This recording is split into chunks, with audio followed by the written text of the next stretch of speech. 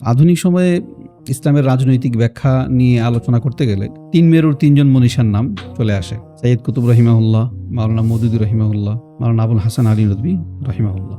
ঔপনিবেশের যে উত্তাল সময়, সেই সময়ে ওনারা জীবনযাপন করেছেন প্রত্যেকেই। ট্র্যাডিশনাল উলামা ইকরাম মানুষের পরিবর্তনটাকে এবং ইসলাহ তাসকিয়াকে বেশি গুরুত্বপূর্ণ মনে করতেছেন।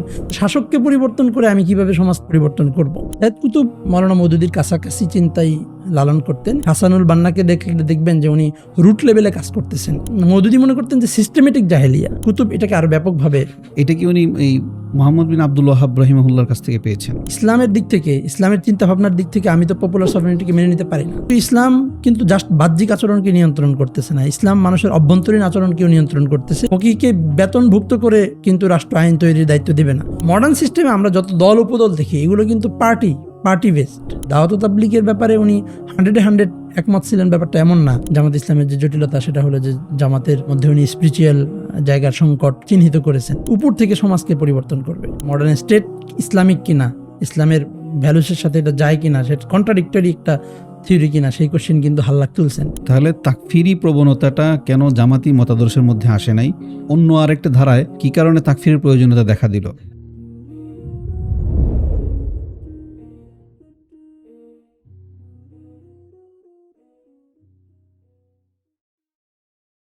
নাহমাদুহু ওয়া নুসাল্লি আলা রাসূলিহিল কারীম। হিয়ান পডকাস্টে আপনাদেরকে স্বাগতম জানাচ্ছি। আমাদের আজকের গেস্ট মাওলানা খালেদ সাইফুল্লাহ, তিনি আসুন্নাহর দাওয়া বিভাগের ইনচার্জে দায়িত্ব পালন করছেন। হযরতকে স্বাগতম জানাচ্ছি। জাযাকাল্লাহ, আপনাকে ধন্যবাদ। শুরুতেই আমরা আপনার কাছ থেকে জানবো আপনার বর্তমান সময়টা কিভাবে কাটছে এবং কি নিয়ে ব্যস্ত আছেন। নাহমাদুহু ওয়া নুসাল্লি আলা রাসূলিহিল কারীম। ভালোই চলছে দিনকাল। এখন বেসিক্যালি অফিসের কাজের ব্যস্ততায় আছি। পাশাপাশি নিজের পড়াশোনা, অনার্সটা শেষ করলাম। এখন মাস্টার্সের জন্য চিন্তা ফিকির করতেছি। এবং পার্সোনাল পড়াশোনার জায়গা থেকে শিক্ষা নিয়ে একটু বিশেষভাবে মনোযোগ দিচ্ছি। শিক্ষার থিওরিটিক্যাল এবং ইসলামিক এডুকেশন, এটার কিভাবে আরও ডেভেলপমেন্ট বা প্রোগ্রেসের জায়গা থেকে নিজে চিন্তা করছি এবং বিভিন্ন তাত্ত্বিকদের লেখাপত্র পড়ছি। পাশাপাশি আমার নরমাল তহা আব্দুর রহমানের সাথে আমার যে যাপন, সেটা তো চলছে। প্রতিনিয়তই তোহার কিছু না কিছু পড়া হয়, শোনা হয়। এভাবে দিনকাল কাটতেছে। আপনি নিজেকে কোন ক্ষেত্রের গবেষক হিসেবে বা কোন ক্ষেত্রের সাথে নিজের পরিচয়কে যুক্ত দেখতে চান? আচ্ছা, এখন গবেষণা এবং পরিচয়ের জায়গাটা আসলে বিভিন্ন সময়ে পরিবর্তন হয়েছে। ধরেন ছোটকাল থেকেই তো বিভিন্ন কিছু হইতে চাইছি। বিভিন্ন কিছুর সাথেই নিজের নাম জড়িয়ে নিতে চাইছি। একটা সময় দেখা গেছে যে সাহিত্যিক হইতে চাইতাম। ফলে গল্প কবিতা পড়তাম, লেখাপত্র পড়তাম। সাহিত্য জিনিসটা অনেক ভালো লাগতো এবং আমার মন চাইতো যে সাহিত্যের সাথে আমার নামটা জুড়ে থাকুক। পরবর্তীতে যখন আরো বেশি বুঝমান হইলাম, আস্তে, আস্তে এভাবে বিভিন্ন রকমের ডাইমেনশন এবং পালাবদল ঘটছে। তো কিছুদিন পর্যন্ত তোহা আব্দুর রহমান, রাষ্ট্র, আধুনিকতা, সভ্যতা, সিভিলাইজেশন কোশ্চেনগুলোকে বিশেষভাবে এগুলোর সাথে সম্পৃক্ত ছিলাম। এখন নতুন করে চিন্তা করতেছি এগুলোর পাশাপাশি আমি আমার প্র্যাকটিক্যাল জায়গাতে এডুকেশনটাকে আমি নিজের ইন্টারেস্টেড টপিক হিসেবে বেছে নিছি। আমার মনে হচ্ছে যে আগামী সময়টা আমার শিক্ষা বিষয়ক পড়াশোনা এবং চিন্তা দর্শনের সাথে যাবে। মূলত আজকে আমরা আপনার সাথে যে বিষয়ে আলোচনা করার জন্য আমরা এখানে বসেছি এবং বিশেষ করে আমার টার্গেট যেটা, ইসলামের আধুনিক সময়ে ইসলামের রাজনৈতিক যে সমস্ত ইন্টারপ্রিটেশনস গুলো আছে, তো সেগুলো নিয়ে একটু কথাবার্তা বলা। আধুনিক সময়ে ইসলামের রাজনৈতিক ব্যাখ্যা নিয়ে আলোচনা করতে গেলে তিন মেরুর তিনজন মনীষার নাম চলে আসে। সৈয়দ কুতুব রহিমাহুল্লাহ, মাওলানা মওদুদী রহিমাহুল্লাহ, মাওলানা আবুল হাসান আলী নদভী রহিমাহুল্লাহ। এই তিন মেরুর লোক এবং এই তিনজনই বর্তমান সময়ে রাজনৈতিক ইসলাম এই পরিভাষাটার সাথে খুবই প্রাসঙ্গিক।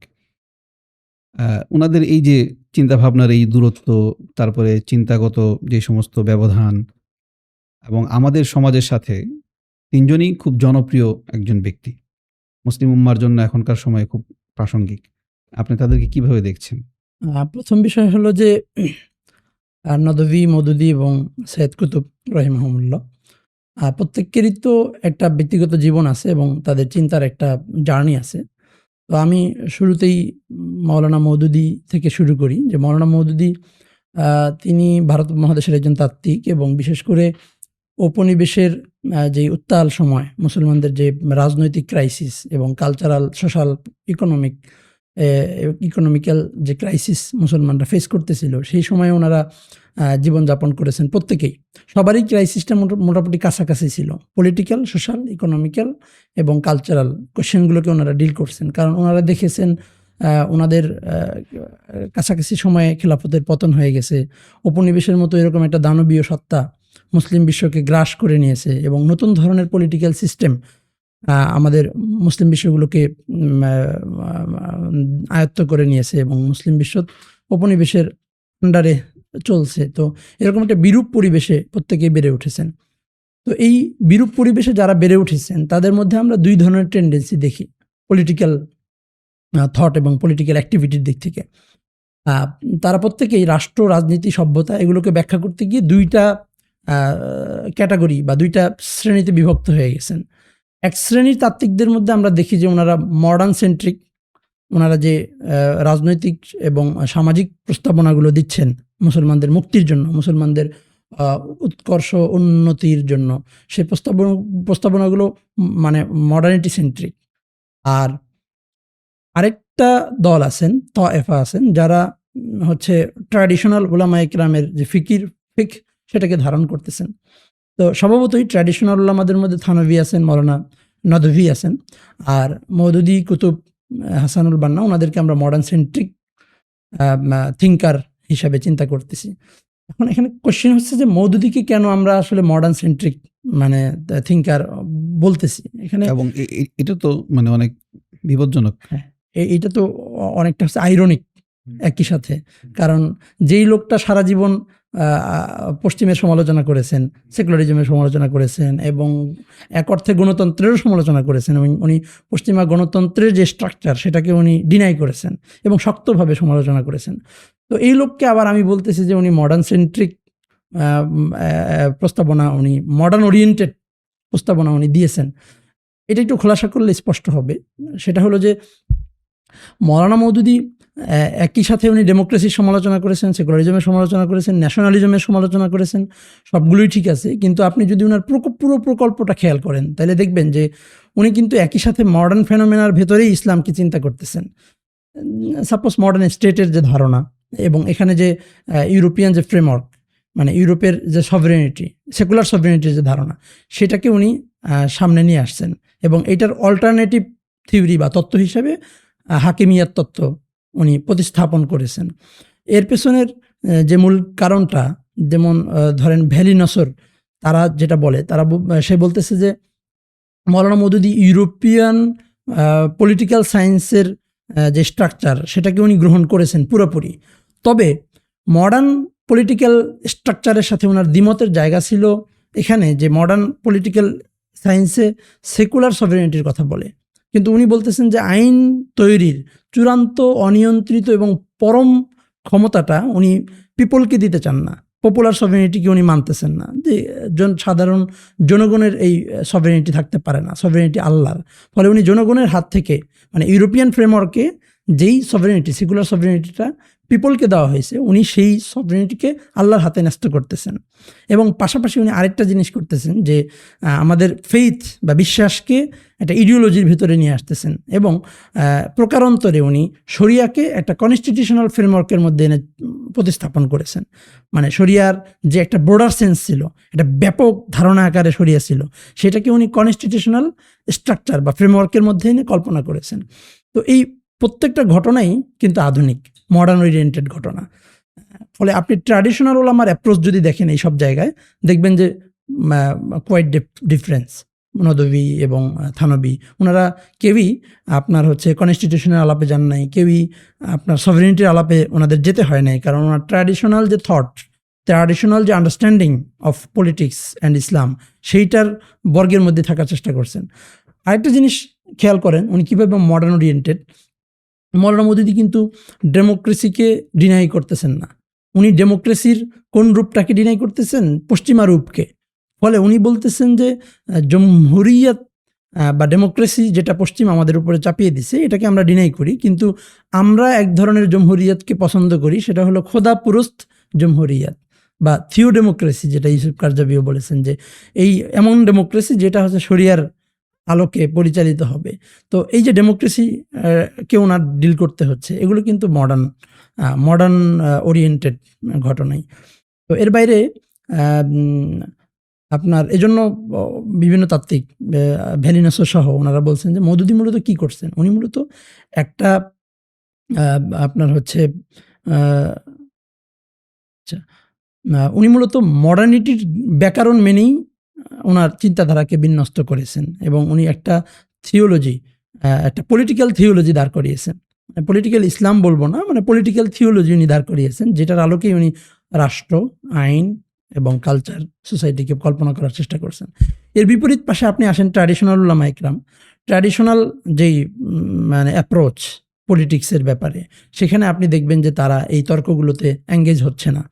ইভেন নদভী, থানভী, তারা কি করতেছেন, তারা সমাজের রুট লেভেলের পরিবর্তনটাকে বেশি গুরুত্ব দিচ্ছেন, গণমানুষের পরিবর্তনটাকে, এবং ইসলাহ তাসকিয়াকে বেশি গুরুত্বপূর্ণ মনে করতেছেন। এবং তারা খেলাফতের যে পতন সেটাকেও ব্যাখ্যা করতেছেন নৈতিক এবং আধ্যাত্মিক অধপতন দিয়ে, আধ্যাত্মিক অধপতনের মধ্য দিয়ে কল্পনা করতেছেন, কিন্তু এটাকে রাজনৈতিক ব্যর্থতা হিসেবে দেখতেছেন না। ফলে ওনাদের প্রেসক্রিপশনটাও এরকমই। বলেন মাওলানা নদভী রহিমাহুল্লাহ কি করেছেন, উনি বলতেছেন যে যারা এখন দায়ী আছেন, ওলামায়ে কেরাম আছেন এবং যারা সংস্কার চান, যারা পরিবর্তন চান, তাদের উচিত শাসকদের সাথে তাদের সম্পর্কটা কেমন হবে। উনি বলতেছেন যে শাসকদের সাথে ট্র্যাডিশনাল ওলামায়ে কেরাম দায়ীদের সম্পর্কটা হবে এরকম যে ওনারা শাসকদের পরিবর্তন চাইবেন, শাসকদেরকে দাওয়াত দিবেন, সংশোধন করবেন এবং শাসকদেরকে ধর্মের রুলস মেনে চলার জন্য পরামর্শ দিবেন।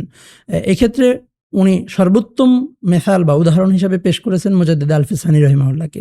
মুজাদ্দিদ আল-ফিসানিকে ওনার মনে হয়েছে যে বিগত কয়েক শতকের ইতিহাসে সবচেয়ে সফল একজন সংস্কারক, এবং মুজাদ্দিদ আল-ফিসানির মতকে উনি এক্ষেত্রে আদর্শ মনে করতেছেন ট্র্যাডিশনাল জায়গা থেকে। তো রাষ্ট্রের সাথে ধর্মের সম্পর্কটাকে উনি এভাবে একটা সফটলি মেনটেন করার চেষ্টা করতেছেন, করতে বলতেছেন। একটা ব্যাপার আমরা খেয়াল করি যে নুরসি, তুরস্কের বুদ্ধিজীবী সাইদ নুরসিও কিন্তু মুজাদ্দিদ আল-ফিসানির সাথে তার একটা রিশতার জায়গা আছে। মুজাদ্দিদ আল-ফিসানি মাকতুবাত লিখেছেন, আবার বুদ্ধিজীবী সাইদ নুরসিরও একটা বই আছে মাকতুবাত। তো বুদ্ধিজীবী সাইদ নুরসির মোটামুটি মুজাদ্দিদ আল-ফিসানির ধারাকে অনুসরণ করেছেন, কিন্তু এখানে একটা কোশ্চিন হচ্ছে যে মুজাদ্দিদ আল-ফিসানি তো একটা রাজতান্ত্রিক পরিবেশে বড় হয়েছেন, রাজতন্ত্রের মধ্যে, সেখানে রাজাকে পরিবর্তন করলে রাষ্ট্র পরিবর্তন হয়ে যাওয়া সহজ। কিন্তু আমরা তো একটা গণতান্ত্রিক সিস্টেমের মধ্যে আছি, যেখানে ধরেন পালাবদলে ক্ষমতা পরিবর্তন হইতে থাকে। শেখ হাসিনা দীর্ঘ 14 বছর ছিল, এখন 16 বছর ছিল, এখন নেই। এরপরে হচ্ছে ইউনূস চলে গেছে, তারেক রহমান কতদিন থাকবেন আমরা বলতে পারতেছি না। এরপরে নতুন আরেকজন শাসক আসতে পারে। সেক্ষেত্রে শাসককে পরিবর্তন করে আমি কিভাবে সমাজ পরিবর্তন করব? তো মুজাদ্দিদ আল-ফিসানির পলিসিটা বা অ্যাপ্রোচটা অনেক ক্ষেত্রে মডার্ন ডেমোক্রেটিক এই সিস্টেমের মধ্যে খাপ খাওয়ানো যায় না। কিন্তু আমরা যদি বুদ্ধিজীবী সাইদ নুরসির জীবনী চিন্তা করি, বুদ্ধিজীবী সাইদ নুরসি কিন্তু একটা ডেমোক্রেটিক পরিবেশেই বড় হয়েছেন এবং এই পশ্চিমা ডেমোক্রেটিক রাষ্ট্রেই উনি দাওয়াতি কাজ করেছেন। সেক্ষেত্রে বুদ্ধিজীবী সাইদ নুরসি যেটা করছেন সেটা হলো যে গণমানুষকে পরিবর্তন করছেন। উনি ডিরেক্ট শাসক বা রাজন্যবর্গকে পরিবর্তনের জন্য চেষ্টা করেন নাই, কারণ মুজাদ্দিদ আল-ফিসানি যদিও ওইভাবে চেষ্টা করছেন, কিন্তু বুদ্ধিজীবী সাইদ নুরসির চেষ্টা ছিল গণমানুষকে পরিবর্তন করা। গণমানুষকে পরিবর্তন করলে মানুষের মধ্যে যে কনসাসনেস তৈরি হবে, মানুষের মধ্যে যে সচেতনতা তৈরি হবে সেটা, এবং এর মধ্যে দিয়ে একটা প্রেশার ক্রিয়েট হবে, যেই প্রেশারের কারণে পলিসি লেভেলে যারা আছে, সিভিল সোসাইটি যারা আছে, তারা এমনিতেই পরিবর্তন হইতে বাধ্য হবে। অন কাইন্ড অফ এইভাবে মুজাদ্দিদ আল-ফিসানির যে চিন্তা, সেটা ট্র্যাডিশনাল অ্যাপ্রোচ হিসাবে আমরা দেখাইতে চাচ্ছি যে এই ট্র্যাডিশনাল অ্যাপ্রোচটাই শাসকের সাথে আলেমের সম্পর্ক, ধর্মের সাথে রাষ্ট্রের সম্পর্ককে বিন্যস্ত করেছে পরবর্তী। মুজাদ্দিদ আল-ফিসানির যে রাষ্ট্রনায়কদেরকে দাওয়াত দেওয়ার বা রাজাদেরকে দাওয়াত দেওয়ার যে বিষয়টা, এবং দেখা যাচ্ছে যে উনি আবার তাসাউফ চর্চা করতেন, একজন সুফি ঘরানার অনেক বড় একজন ইমাম ছিলেন। তো সেই হিসেবে তো আমি যদি বলি যে উনি একজন রাজনৈতিকভাবে অ্যাক্টিভও ছিলেন, আবার পাবলিক কানেকশন, যেটা পাবলিকদের সাথে তার যে সম্পর্ক, এবং সেটাও তাজকিয়ার মাধ্যমে তিনি জারি রেখেছিলেন। যেই কাজটা আমরা দেখতেছি সাইদ নুরসিও করছেন, বিশেষ করে জনগণের সাথে তার কাজটা বেশি ছিল। Right. এটা আপনি বলতে চাচ্ছেন সাইদ কুতুব সম্পর্কে আপনার? সাইয়েদ কুতুব মওদুদী, মৌলানা মওদুদীর কাছাকাছি চিন্তাই লালন করতেন, এবং বিশেষত উনার ইখওয়ানের সাথে যুক্ত হবার আগে উনি যখন সোশ্যাল জাস্টিস ইন ইসলাম বই লিখলেন এবং ব্যাপকতা লাভ করলেন, মানে ওনার প্রসিদ্ধি অর্জন হইলো, ওই সময়টাতে উনি আস্তে আস্তে ইখওয়ানের সাথে যুক্ত হচ্ছেন, ইখওয়ানের কাজের পরিধি সম্পর্কে জানছেন, এবং পরবর্তীতে ইখওয়ানের সাথে সম্পৃক্ত হয়েছেন দলীয়ভাবে, সাংগঠনিকভাবে, এবং ইখওয়ানে ব্যাপক ভূমিকা রেখেছেন। এরপরে সাইয়েদ কুতুব মওদুদীর চিন্তার সাথে সম্পৃক্ত হয়েছেন। বেসিক্যালি মওদুদীর দুইটা চিন্তার সাথে উনি ঘনিষ্ঠভাবে সম্পৃক্ত হয়েছেন। একটা হচ্ছে জাহেলিয়াত তত্ত্ব, আর একটা হচ্ছে হাকিমিয়াত তত্ত্ব। এই দুইটা তত্ত্বে উনি মওদুদী থেকে দারুণভাবে প্রভাবিত হয়েছেন এবং উপকৃত হয়েছেন। পরবর্তীতে আমরা শায়েখ হাসানুল বান্নার ইখওয়ানুল মুসলিমিন আর সাইয়েদ কুতুবের ইখওয়ানুল মুসলিমিনের মধ্যে আমরা একটা ভাইটাল তফাৎ, গুরুত্বপূর্ণ পার্থক্য আমরা খেয়াল করি। যে সাইয়েদ কুতুব নিজেই লিখছেন হাসানুল বান্নার ব্যাপারে, যে হাসানুল বান্না রাহিমাহুল্লাহ শিক্ষা এবং তাজকিয়া, ইসলাহি দাওয়াতি তৎপরতায় বেশি মনোযোগ দিয়েছিলেন। ফলে আপনি হাসানুল বান্নাকে দেখবেন যে উনি রুট লেভেলে কাজ করতেছেন, শিক্ষকদের সাথে মিশতেছেন, শিক্ষার্থীদের সাথে মিশতেছেন, এবং শ্রমজীবী মানুষদের সাথে মিশতেছেন, দাওয়াতি কাজ করতেছেন ব্যাপকভাবে। ফলে হাসানুল বান্না যে ইখওয়ানকে দাঁড় করিয়েছিলেন, সেই ইখওয়ানটা ছিল ইসলাহি এবং দাওয়াতি এবং শিক্ষাকে নিয়ে কাজ করতে থাকা একটা ইখওয়ান।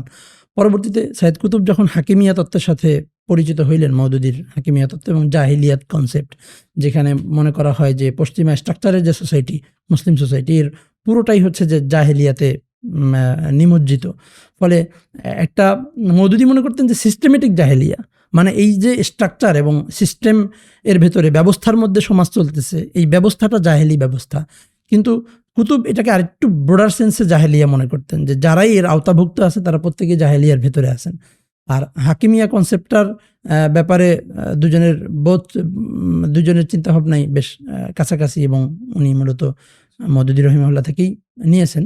আচ্ছা, ওই জায়গাটা আবার আমি একটু ক্লিয়ার করতে চাবো, আপনার কাছ থেকে ভালো করে শুনতে চাবো, যে জাহিলিয়াত এর যে দর্শন, সেই দর্শনের মধ্যে ওনার যে তফাৎটা, আপনি বলতে চাচ্ছেন যে মাওলানা মওদুদী রহিমাহুল্লাহ সমাজকে জাহিলিয়াতের মধ্যে ব্যবস্থাকে, সিস্টেমকে তিনি জাহিলিয়াত, এই পলিটিক্যাল সিস্টেমটা জাহিলি ব্যবস্থা, এই সোশ্যাল বা ইকোনমিক্যাল যে সিস্টেম, সেইটা জাহিলি ব্যবস্থা। মানে জাহিলিয়াতকে উনি ব্যবস্থা আকারে দেখতেন, যে এটা রাষ্ট্র ব্যবস্থা, শিক্ষা ব্যবস্থা, জাহিলি শিক্ষা ব্যবস্থা, জাহিলি আর রাষ্ট্র ব্যবস্থা, অর্থ ব্যবস্থা। কিন্তু কুতুব এটাকে আরো ব্যাপকভাবে, মানে একদম তিনি পুরো সমাজের মানুষ যারা আছে সেই মানুষগুলোকেও সেই জাহিলিয়ার মধ্যে নিমজ্জিত মনে করতেন, করে ফেলতেন। ফলে দেখা গেছে এখানে অনেক তাকফিরের প্রবণতা তৈরি হয়েছে। এটা কি উনি এই মুহাম্মদ বিন আব্দুল ওয়াহাব রহিমাহুল্লাহর কাছ থেকে পেয়েছেন? মেবি এখানে ওনার সালাফি মানে প্রভাবের জায়গাটাও আছে, নজদি প্রভাবের জায়গা, মানে মানুষকে করা, অন্তর্ভুক্ত করা সেই বাকি মাওলানা কুতুব, সাইয়েদ কুতুবের একটা মানে কনসার্নের জায়গা ছিল। উনি আল উজরু বিল জাহাল এর কথা বলতেন, যে যারা অজ্ঞাত সারে, না জেনে এই জাহেলিয়াতের সাথে যারা ইনভলভড, তাদের ব্যাপারে উনি মাজেরাত করতেন, যে না, তাদের ওজরটা গ্রহণযোগ্য।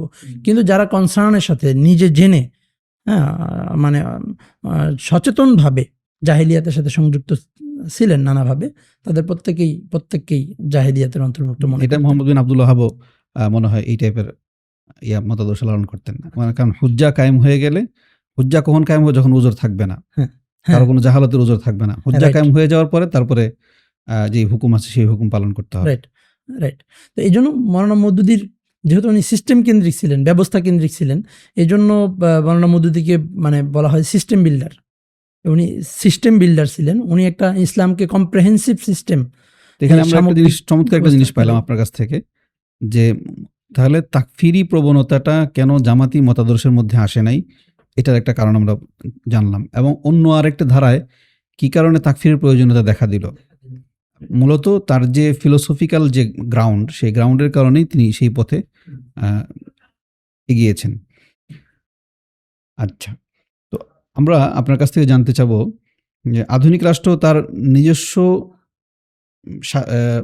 অস্তিত্বের জন্য সার্বভৌমত্বের যে কনসেপ্টটা নির্মাণ করেছে, এই সার্বভৌমত্বের আপনি আলোচনা করেছেন যদিও, আমি এই জায়গাটা আরেকটু বিস্তারিত শুনতে চাবো আপনার কাছ থেকে, যে সার্বভৌমত্বের যে কনসেপ্ট আধুনিক রাষ্ট্র নির্মাণ করেছে, সেটার অনিবার্য পরিণতি কি হাকিমিয়া তত্ত্ব? Good question. অনিবার্য পরিণতি বলতে, অনিবার্য পরিণতি বলবো না, বাকি এটা হচ্ছে যে কাউন্টার ন্যারেটিভের মতো, এটা কাউন্টার ন্যারেটিভ। যেহেতু মডার্ন স্টেট সভরেনিটির ধারণাটাকে ধারণ করেছে এবং সভরেনিটি ধারণার উপরেই ভিত্তিশীল হচ্ছে মডার্ন স্টেট, আধুনিক জাতিরাষ্ট্র, সে ওভাবেই ফাংশন করতেছে, অপারেট করতেছে। ফলে এর বিকল্প পাল্টা প্রস্তাবনা বা কাউন্টার ন্যারেটিভ আকারে হাকিমিয়াতের ধারণাটা এসেছে। কারণ আপনি যখন এই সভরেনিটি ধারণা, পপুলার সভরেনিটির কথা বলতেছেন মডার্ন স্টেটের ভেতরে, আর ইসলামের দিক থেকে, ইসলামের চিন্তাভাবনার দিক থেকে আমি তো পপুলার সভরেনিটিকে মেনে নিতে পারি না। জনগণের হাতে তো সার্বভৌম ক্ষমতা নেই, এবং আইন তৈরির সার্বভৌম চূড়ান্ত অনিয়ন্ত্রিত ক্ষমতা তো জনগণকে দেওয়া হয় নাই। এটা ইসলামে বা ট্র্যাডিশনাল ওলামাদের অ্যাপ্রোচে এই ক্ষমতাটা হচ্ছে তবুও এটা সভরেনিটি, সুপ্রিম পাওয়ার না, বরং আইন তৈরির একটা এক ধরনের লেজিটিমেসি আছে ফকিহের হাতে, জুরিস্টদের হাতে। তারা স্বাধীনভাবে মতামত বা আইন ফিক তৈরি করবেন, সেইটা রাষ্ট্র শাসক কায়েম করতে বা বাস্তবায়ন করতে বাধ্য। ফকি আইন তৈরি করবেন স্বাধীনভাবে, ফকিকে বেতনভুক্ত করে কিন্তু রাষ্ট্র আইন তৈরির দায়িত্ব দেবে না। ফকি স্বাধীনভাবে আইন তৈরি করবেন, ওই আইন রাষ্ট্র এবং শাসককে শাসক মানতে বাধ্য।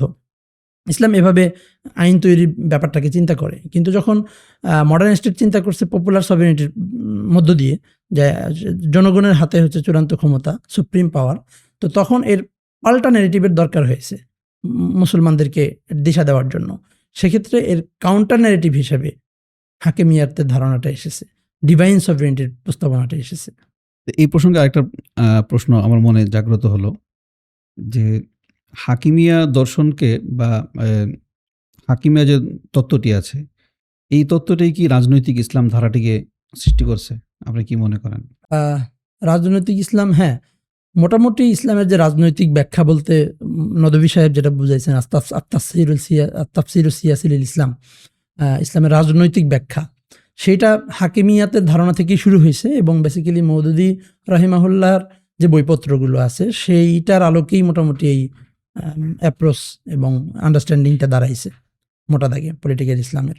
তো এখানে একটা পয়েন্ট বলে রাখি যে নদভী তাফসীরুস সিয়াসিল ইসলাম বই লিখছেন, তো মওদুদীর সাথে তার পার্থক্যের জায়গাটা কিন্তু বেশ স্পষ্ট ছিল, বাকি দূরত্ব ছিল না।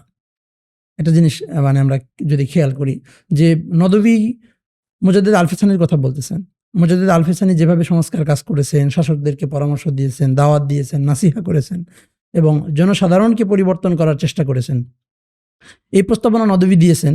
এই প্রস্তাবনাটা কিন্তু ব্যক্তিকেন্দ্রিক, অর্থাৎ একজন ব্যক্তি সোসাইটিকে পরিবর্তন করবে, সে মানুষকে দাওয়াত দিবে, মানুষকে ইসলামের দিকে নিয়ে আসবে এবং তাকে ইসলাম ফলো করার কথা বলবে, শাসককেও। তো মডার্ন সিস্টেমে আমরা যত দল উপদল দেখি, এগুলো কিন্তু পার্টি ওয়াইজড এবং ইনস্টিটিউশনাল। এটা একটা ইনস্টিটিউট আকারে, ইখওয়ান ধরেন একটা গ্রুপ, পার্টি, ইনস্টিটিউট, এরকম পলিটিক্যাল পার্টি কিন্তু তৈরি হচ্ছে। এখন প্রশ্ন হচ্ছে যে তাইলে কি নদভী পলিটিক্যাল পার্টি বা ইনস্টিটিউটকে ইনকার করেন? উনি কিন্তু এটা ইনকার করেন না। যার কারণে আপনি দেখবেন যে 1940 সালে উনি মওদুদীর লেখাপত্র পড়েছেন, তরজমানুল কোরআন এর সম্পাদকীয়তে মওদুদীর লেখাপত্র পড়ে ওনার প্রতি আকৃষ্ট হয়েছেন এবং 41 সালে কিন্তু উনি আবার জামাত ইসলামে যোগ দিয়েছেন। তো উনি যদি পার্টি বা ইনস্টিটিউশনকে এনকার করতেন, এটাকে অনুপযুক্ত মনে করতেন বা ট্র্যাডিশনাল অ্যাপ্রোচের সাথে ভিন্নতা রাখে মনে করতেন, তাহলে কিন্তু উনি দলে যোগ দিতেন না। এবং দলে যোগ দেওয়ার পরে 41 সালে দলে যোগ দিয়েছেন, 43 সালে কিন্তু দল থেকে আবার বের হয়ে আসছেন।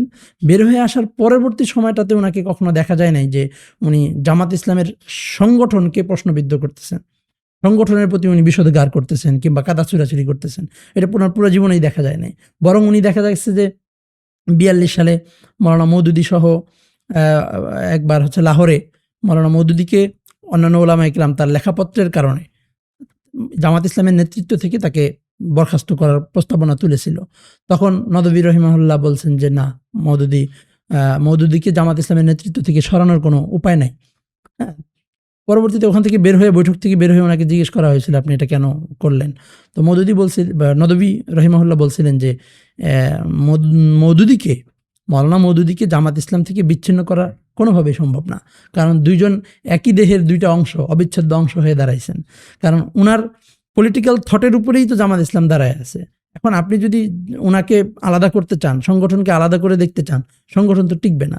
আপনি যেটা একটু আগে বললাম যে বাংলাদেশের প্রেক্ষিতে আপনি যদি চিন্তা করেন যে চরমনাই কিংবা হেফাজত কিংবা অন্যান্য কৌমি ব্যাক্ট পলিটিক্যাল পার্টি যেভাবে দাবি করে যে জামাত ইসলাম এর সাথে আমরা অ্যালায়েন হইতে পারি, শর্ত হচ্ছে যে জামাতকে মওদুদী চিন্তাভাবনা থেকে সরে আসতে হবে, এই দাবিটা অমূলক। কারণ মাওলানা মওদুদীর চিন্তার উপরেই তো জামাত ইসলাম দাঁড়ায় আছে। জামাত ইসলামের যে তাত্ত্বিক ভিত্তি সেটা তো উনার কনসেপ্ট, হাকিমিয়া কনসেপ্ট, এবং উনি যে পরিভাষার 4 পরিভাষার যে ব্যাখ্যা দিয়েছেন, ইলাহ, রব, ইবাদত এবং দ্বীনের যে ব্যাখ্যা উনি দিয়েছেন, সেই ব্যাখ্যাগুলোর মধ্য দিয়েই কিন্তু পলিটিক্যাল ইসলাম বা ইসলামের রাজনৈতিক ব্যাখ্যাটা তৈরি হয়েছে। ফলে আপনি মাওলানা মওদুদীর রাজনৈতিক চিন্তাধারা এটাকে আলাদা করলে ওনার দলের আর স্বতন্ত্র কোনো অস্তিত্ব থাকেই না আসলে। যেটা বলতেছিলাম সেটা হলো যে 43 সালে উনি দল থেকে পদত্যাগ করলেন। পরবর্তীতেও কিন্তু মাওলানা মওদুদীর সাথে ওনার সম্পর্ক ছিল এবং জামাত ইসলামকে উনি নানানভাবে পরামর্শ দিয়েছেন। আবার ধরেন পার্টি এবং ইনস্টিটিউশন হিসেবে ইখওয়ানের প্রতি ওনার একটা সফট কর্নার ছিল। ইখওয়ানকে উনি যখনই আরবে যেতেন ইখওয়ানকে পরামর্শ দিতেন, ইখওয়ানের যুবকদেরকে নিয়ে বসতেন। এর মধ্যে একজন ইউসুফ কারজাভিও, এবং মাওলানা নদভী রহিমাহুল্লাহ ওনার মাজা খাসিরার মধ্যে ইউসুফ কারজাভির কথা বলেছেন যে আমরা কিছু সম্ভাবনাময় যুবক দেখেছি ইখওয়ানে, এর মধ্যে ইউসুফ কারজাভি একজন। তখন সম্ভবত ইউসুফ কারজাভির বয়স 21 বা 22 ছিল। তো এর মানে নদভী কিন্তু ইনস্টিটিউশন বা পার্টি আকারে ইসলামিক রিভাইভালিজমকে চিন্তা করার ব্যাপারে সম্মত ছিলেন, এনকার করেন নাই। ওনার সমস্যা ছিল মাওলানা মওদুদীর আফকার নিয়ে, কিছু পরিভাষার ব্যাখ্যা নিয়ে, এবং উনি রাজনৈতিক থিওলজি যেভাবে কল্পনা করেছেন এবং সেটার মধ্য দিয়ে যে ব্যাখ্যা তৈরি হয়েছে সে ব্যাখ্যাগুলোর সাথে উনি দ্বিমত করেছেন। কিন্তু পার্টি আকারে, ইনস্টিটিউশন আকারে ইসলামের পলিটিক্যাল হোক, সোশ্যাল হোক কিংবা দাওয়াতি যে কোনো ধরনের কার্যক্রম চলতে পারে। ফলে আপনি দেখেন পার্টি এবং ইনস্টিটিউশন হিসেবে দাওয়াত তাবলিগের সাথে কিন্তু আবুল হাসান নদভী আজীবন সম্পৃক্ত ছিলেন এবং ইলিয়াস কান্দলভির জীবনী উনি সম্ভবত প্রকাশ করেছেন। এর বাইরে হচ্ছে দাওয়াত তাবলিগের ব্যাপারে উনি 100 একমত ছিলেন ব্যাপারটা এমন না, কারণ দাওয়াত তাবলিগ হচ্ছে একটা অ্যাপলিটিক্যাল দল, সংগঠন, অরাজনৈতিক। কিন্তু মাওলানা নদভী কিন্তু অরাজনৈতিক ছিলেন না, ওনার রাজনৈতিক কনসার্ন ছিল। ফলে উনি ইখওয়ানকেও সাপোর্ট করতেন। আমাদের ফরিদাবাদ থেকে প্রকাশিত যে নেয়ামত পত্রিকা, ওইখানে একটা সাক্ষাৎকার আমি পড়তেছিলাম। মাওলানা নদভীকে জিজ্ঞেস করা হয়েছে যে আপনাকে যদি একটা দল বাছাই করতে বলা হয় সারা পৃথিবী থেকে, পলিটিক্যাল যত পার্টি আছে, যে আপনি একটা পার্টিকে সাপোর্ট দিবেন, তাহলে কোন পার্টিকে সাপোর্ট দিবেন? তো মাওলানা নদভী বলছেন যে 100% পারফেক্ট তো কোনো পলিটিক্যাল পার্টি আমার নজরে পড়ে নাই, তবে আমার মনে হয় আমি ইখওয়ানকেই সাপোর্ট করতাম। কারণ ইখওয়ানের উনি কিছু গুণের কথা বলছেন, যে ইখওয়ানের মধ্যে তাজকিয়ার মেহনত আছে, দাওয়াতি তৎপরতা আছে, ইসলাহি তৎপরতা আছে, এবং তার কর্মীরা মোরালি, স্পিরিচুয়ালি অনেক বেশি ডেভেলপড। হ্যাঁ, এর রেদার দেন হচ্ছে জামাত ইসলামের যে জটিলতা সেটা হলো যে জামাতের মধ্যে উনি স্পিরিচুয়াল জায়গার সংকট চিহ্নিত করেছেন বিশেষভাবে। আরেকটা গুরুত্বপূর্ণ জিনিস যেটা উনি খেয়াল করছেন, যে ইখওয়ান কিন্তু অনেক বেশি এলমি তৎপরতার সাথে যুক্ত। আপনি ইখওয়ানে যতটা এলমি কারনামা দেখবেন, জামাতে কিন্তু ততটা দেখবেন না। ফলে এখানে একটা বড় ধরনের পার্থক্য তৈরি হয়ে গেছে, যে বাংলাদেশে বা উপমহাদেশে হাতে গোনা 2-1 বাদে, মাওলানা মওদুদী সাহেব, তারপরে আমাদের হচ্ছে মাওলানা আব্দুর রহিম সাহেব, এরকম, তারপর হচ্ছে যদি ওয়াহিদুদ্দিন খানকেও ধরেন, উনি বের হয়ে আসার আগ পর্যন্ত যে ইলমি কাজগুলো করেছেন জামাতের কর্মী থাকা অবস্থায়, এই কাজগুলোর বাইরে আমরা আসলে হাতে গোনা তেমন কাজ দেখি না এলমি কাজ জামাত থেকে বের হয়েছে। এমনিতে আপনি যেটা বলতেছিলেন যে ইখওয়ানের মধ্যে জামাতের তুলনায় অনেক ব্যাপকতা আছে। ইখওয়ানের মধ্যে দেখা যায় মওদুদী রহিমাহুল্লাহর যে সমস্ত চিন্তাভাবনাগুলো নিয়ে বিতর্ক হয়েছে, সেই সমস্ত চিন্তাভাবনাগুলো থেকে ইখওয়ান মুক্ত।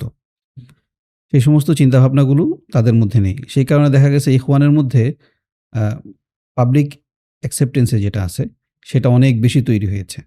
ট্র্যাডিশনাল উলামাদের কাছে ইখওয়ান অনেক বেশি সমাদৃত হয়েছে এই সমস্ত জিনিসগুলোর কারণে। আবার মাওলানা মওদুদী রহিমাহুল্লাহর যে সমস্ত চিন্তাভাবনাগুলো এখানে বিতর্কিত হয়েছে, সেগুলো নিয়ে মাওলানা নিজেও আপোষহীন ছিলেন কিছু কিছু জায়গাতে, এবং দেখা গেছে যে এখানে রাজনৈতিক কিছু কাদা ছোড়াছুরি বলি, আমরা যাই বলি, ছিল। সেগুলোর কারণে মাওলানা মওদুদী রহিমাহুল্লাহ একটু অন্যভাবে তাকে ডিল করা হয়েছে এখানে। এখানে আর কিছু পয়েন্ট আমি বলি, সেটা হলো 1 নম্বর হলো যে উম, জামাত ইসলামের যে ব্যাপারটা বললেন, রুট লেভেলের জনমানুষের সাথে তাদের সম্পৃক্ততার ব্যাপারটা, তো জামাত তো একটা ক্যাডার ভিত্তিক দল, বা জামাত ইসলামী যে তার পলিটিক্যাল স্ট্রাকচার তৈরি করেছে সেটা তো ক্যাডার ভিত্তিক। ফলে এখানে তারা যেহেতু টপ টু ডাউন তাদের ইম্প্যাক্টের কথা চিন্তা করছে, যে উপর থেকে সমাজকে পরিবর্তন করবে, কিন্তু মোজাদ্দেদ আল ফেসানি বা ইখওয়ানের শুরুর অবস্থা কিন্তু উল্টো ছিল। তারা কিন্তু ডাউন টু টপ চিন্তা করেছে, আগে সমাজ গণমানুষকে পরিবর্তন করবে, রাষ্ট্র পরিবর্তন হয়ে যাবে। কিন্তু মৌলানা মওদুদি সেভাবে চিন্তা করেন নাই, উনি টপ টু ডাউন চিন্তা করেছেন। ফলে টপ টু ডাউন চিন্তা করতে হলে যেটা করতে হয়, আপনাকে এলিট সোসাইটিকে ধরতে হবে, হ্যাঁ, সাংবাদিক, লেখক, তারপর হচ্ছে বা বুদ্ধিজীবী সমাজ, তাদেরকে টার্গেট করতে হবে। উনি কিন্তু বেসিক্যালি ওইটাই করছেন। ফলে উনার পুরো কার্যক্রমে আপনি দেখবেন যে জনমানুষের তুলনায় শিক্ষিত মানুষ বেশি, বিভিন্ন সেক্টর ভিত্তিক মানুষের সংখ্যা বেশি, কারণ উনি তো টপ টু ডাউন পরিবর্তনের কথা বলছেন, ইম্প্যাক্ট ফেলতে চাইছেন। সেটা আসলে ভিন্ন ইস্যু। আমরা আলিগড়ের মধ্যেও দেখি যে আলিগড়ও কিন্তু এই কেন্দ্রিক ছিল। ফলে আপনি যে পাকিস্তানের যদি সিচুয়েশন দেখেন, সেখানে সোশিও কালচারাল যে পরিস্থিতি, সিচুয়েশন, এবং এখানে একটা যে সোশ্যাল কনফ্লিক্ট তৈরি হয়েছে, সামাজিক সংঘাত ওলামায়ে দেওবন্দ এবং আলিগড়ের মধ্যে, বা এটা জামাত ইসলাম এবং ওলামায়ে দেওবন্দ বা কওমি কেন্দ্রিক যারা আছেন তাদের মধ্যে, এর কারণও কিন্তু এইটা, যে একদল চাইছেন টপ টু ডাউন ইম্প্যাক্ট ফেলতে, আরেক দল চাচ্ছেন যে তার পরিবর্তনটা ডাউন টু টপ হবে। ফলে দেখা যাচ্ছে যে পাকিস্তানের 60% জনগোষ্ঠী ওলামায়ে দেওবন্দের সাথে কানেক্টেড, ওকে, আর ওই দিক থেকে যত এলিট সোসাইটির লোকজন আছে এবং যারা পলিসি মেকিং এর জায়গায় আছেন, তারা হচ্ছে যে আলিগড় এবং অন্যান্য পলিটিক্যাল পার্টির সাথে সংযুক্ত। ফলে এই যে সোশ্যাল কনফ্লিক্টটা তৈরি হয়েছে তাদের সোসাইটিতে, ইভেন আমাদের সোসাইটিতেও, যে অধিকাংশ শিক্ষিত মানুষজন এক ধরনের চিন্তাভাবনা লালন করেন, আর মানুষের চিন্তাভাবনা নিয়ন্ত্রণ করতেছে আরেক দলের মানুষ। ফলে এটা কিন্তু একটা সামাজিক সংঘাত তৈরি করছে বাংলাদেশে এবং পাকিস্তানেও। এবং এইটা আহ, যতটা মাযহাবী সংঘাত, তার চেয়ে দেখা গেছে যে এইখানে আরও ইকোনমিক্যাল বিভিন্ন রকমের ডাইমেনশন তৈরি হয়েছে। তো দেখা গেছে এইটা আরেকটু মানে বড় আকার ধারণ করছে, এবং এখানে আরও অনেক স্বার্থ, অনেক কায়েমি চিন্তাভাবনা এখানে জড়িত হয়েছে। এখানে মনে হয় একটা ব্যাপার আছে যে যেটা আমরা খেয়াল করি, যে বাংলাদেশ সহ প্রত্যেকটা মুসলিম রাষ্ট্রেই যুবক যারা যারা ইউরোপমুখী, ইউরোপে পড়াশোনা করে আসছে, কিংবা ইউরোপের সিভিলাইজেশনাল ইম্প্যাক্ট আমরা বা ইনফ্লুয়েন্স যারা নিজ চোখে দেখেছে, বুঝতে সক্ষম হয়েছে, তাদের কাছে কিন্তু মৌলানা মওদুদি এবং সৈয়দ কুতুবদের অ্যাপ্রোচ অত্যন্ত মানে চমকপ্রদ। এবং মৌলানা নদভী রহিমাহুল্লাহ এটার প্রশংসা করছেন। উনি বলছেন যে উপনিবেশের পরবর্তী সময়টাতে, রিসেন্টলি ওই সময়টাতে যে অবস্থা চলছিল মুসলমানদের মধ্যে, যে ব্যাপক পরিমাণ যুবক ইউরোপমুখী, তারা ইউরোপ থেকে ফেরত এসে ইউরোপ মানে ওয়েস্টার্ন সেন্ট্রিক বা ইউরোসেন্ট্রিক চিন্তাভাবনা, মনোভঙ্গি নিয়ে বড় হচ্ছিল। তো ওই চিন্তাভাবনাকে আঘাত করার মতো শক্তি ট্র্যাডিশনাল অ্যাপ্রোচের মধ্যে ছিল না। এটা কুতুব এবং মৌলানা মওদুদি তাদের চিন্তাধারার মধ্যে ছিল, কারণ তারা একটা কাউন্টার ন্যারেটিভ তৈরি করছিলেন। মৌলানা নদভী বলছেন যে এতটুকু পর্যন্ত যদি মৌলানা মওদুদি মানে থাকতেন, তাইলে চমৎকার একটা কাজ হইতো।